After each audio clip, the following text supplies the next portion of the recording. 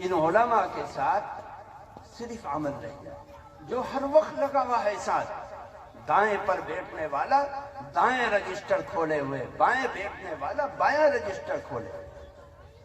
صحابہ کو اللہ کے نبی نے یہی سکھلایا کہ دنیا کی عزت اور ذلت کچھ نہیں ہے، آخرت کی عزت ہے.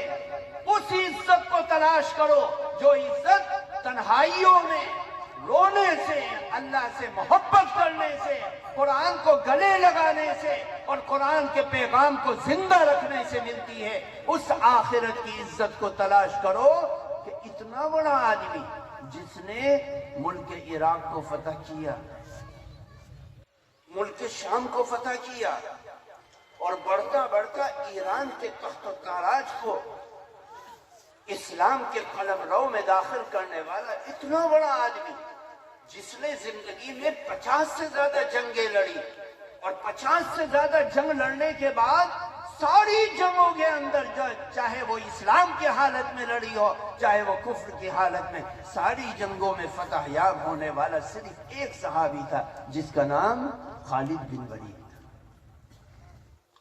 کسی جنگ میں اپنی زندگی میں شکست نہیں پائی اور آج کی دنیا میں 5 سے زائد ملکوں کو فتح کرنے والا حضرت عمر بن خطاب کے دربار میں کسی نے اس کی شکایت کر دی کہ خالد بن ولید ایسا کرتے ہیں، ایسا کرتے ہیں. اس خالد کو حضرت عمر نے مدینے میں طلب کر لیا، جو فاتح ایران ہیں، جو کئی ملکوں کا فاتح ہے، جو لاکھوں کے کفر کے صفوں میں گھسنے کے بعد اسلام کو اتنا بلند کرتا ہے کہ جس کی مثال کائنات میں نہیں ملتی، اتنا عظیم انسان.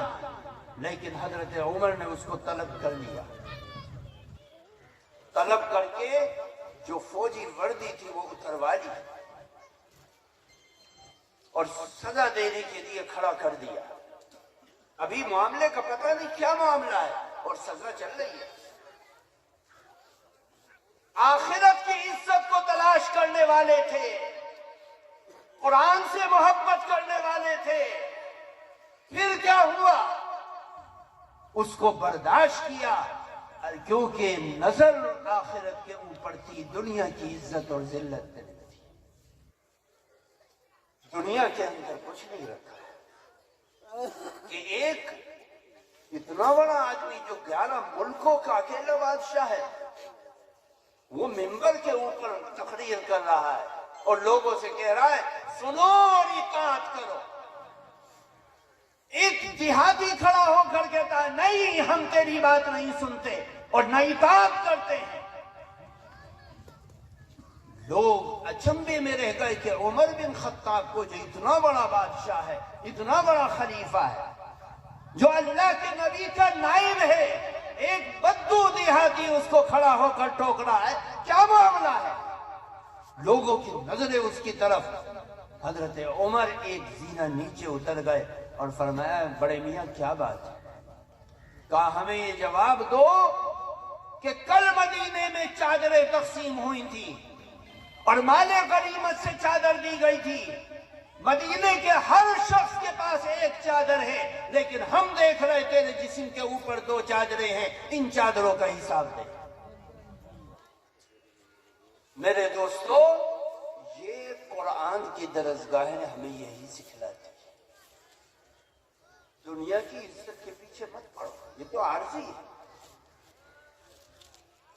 ان مدرسوں کا مقصد صرف اور صرف یہ ہے کہ امت کے دل کے اندر یہ بات بیٹھ جائے، قرآن کے واسطے سے، نبی کے پیغام کے واسطے سے، نبی کی محبت میں اس بات کو بٹھا دیا جائے کہ زمین کھا گئی آسماں کیسے کیسے. آئے بڑے بڑے مستم اور بڑے بڑے پہلوان، بڑے بڑے بادشاہ، بڑے بڑے مالدار، بڑے بڑے نامی गिरामी आए और आकर इस दुनिया से चले गए, चंद गज कपड़ों में लपेट कर ले जाया गया, और बच्चों ने भी, बीवी ने भी, माँ ने भी, बाप ने भी, अजीज और अकारब ने भी, रिश्तेदारों ने भी, जान निछावर करने वालों ने, सब ने एक खाक के अंदर दफना दिया, जहां पर नौकर और चाकर भी दफन हैं, जहां पर हल चलाने वाले भी दफन हैं, यहीं पर मखमल में पलने वाला और कालीनों पर बैठने वाला उन्हीं मट्टी के तोदों में दफना दिया गया। क्यों? ये पैगाम दिया जा रहा है कि ए लोगों, दुनिया की इज्जत कुछ नहीं, आखिरत की इज्जत। मेरे दोस्तों, बुजुर्गों, अल्लाह का कुरान खत्म हुआ है। इस कुरान की खत्म की तकरीब में जो इन बच्चों के सरों पर सजाया गया, इस सजाने का मकसद भी यही है कि इस जिंदगी को पाने की कोशिश करो, इस जिंदगी को पाओ, अल्लाह तुम्हें इज्जत देगा, क्योंकि कुरान में इज्जत है। वरना बिलाल को कोई नहीं जानता था, ज़ैद बिन हारिस को कोई नहीं जानता था, गुलाम के बेटे उसामा को कोई नहीं जानता था, कोई नहीं जानता था जुबैर और तलहा को, कोई नहीं जानता था अबू बकर और उमर को। बहुत थे, सबके नाम बाकी हैं कुरान की वजह से, इस्लाम की वजह से, नबी की वजह से।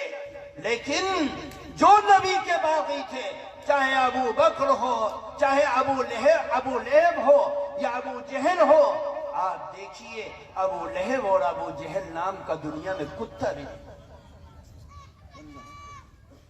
दुनिया में कोई कुत्ता भी नहीं है। उतबा और शैबा नाम का कोई कुत्ता नहीं है। क्यों?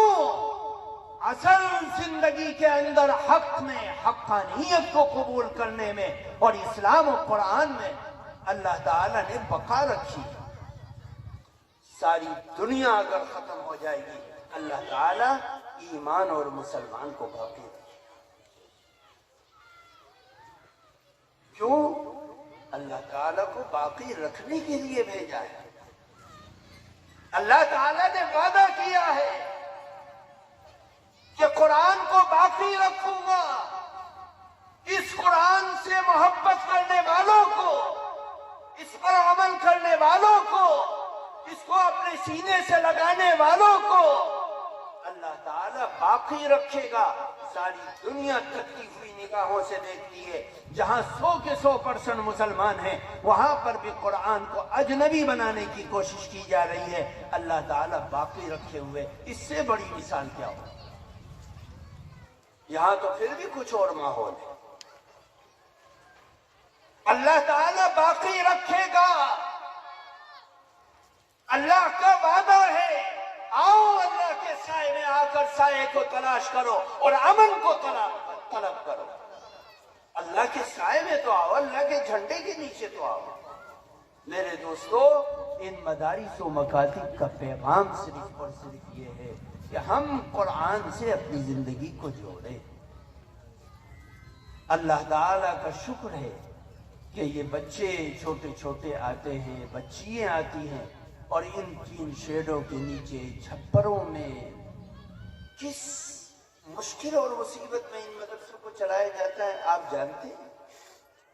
आप ये न समझे कि जिन इदारों के पास पैसे हैं वो खूब काम फैला कर सो रहे। नहीं, उनकी उलझने, उनकी मुशक्कतें, उनकी परेशानियां इन छप्परों में पढ़ने वाले और पढ़ाने वाले से ज्यादा कहीं आगे। आप ये न समझे, अल्लाह ताला ने इन सारे इदारों को, आज दुनिया की सबसे कीमती तरीन मस्जिद अल्लाह के नबी की,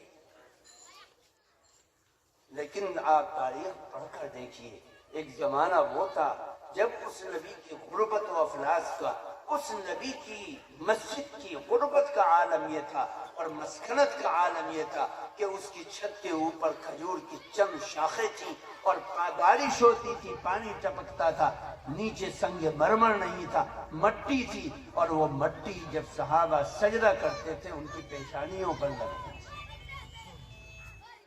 صحابی اللہ کے پیغمبر کے سامنے آ کر اپنے ماتھے کی مٹی کو صاف کرتا ہے. اللہ کے نبی منع فرماتے ہیں کہ مت صاف کرو، یہ مٹی تمہارے سجدوں کی گواہی دے رہی ہے، یہ مٹی تمہارے سجدوں کی گواہی دے رہی ہے. آج دنیا کے تختے پر سب سے قیمتی ترین مسجد ہے. جب لوگ محبت کرنے والے جڑتے ہیں، کسی مدرسے میں چھپر کا ہونا یا ٹین شیڈ کا ہونا یا کسی مدرسے میں فرش کا ہونا، یہ اس سے محبت کرنے والوں کی گواہی ہے کہ اس سے جڑنے والے، اس سے محبت کرنے والے کیسے. آج خدا کی قسم کھا کر کہتا ہوں، اور جو دنیا کے ملکوں میں جاتے ہیں ان سے پوچھ لو، جو دنیا کے تختے پر اڑتے ہیں ان سے پوچھ لو.